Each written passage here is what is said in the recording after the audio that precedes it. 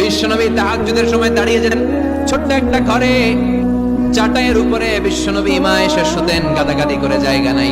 মাঝরাতে বিশ্বনবী তাহাজ্জুদের জন্য দাঁড়াতেন, আল্লাহু আকবার বলে দাঁড়িয়ে যেতেন, নামাজ শুরু করে দিতেন।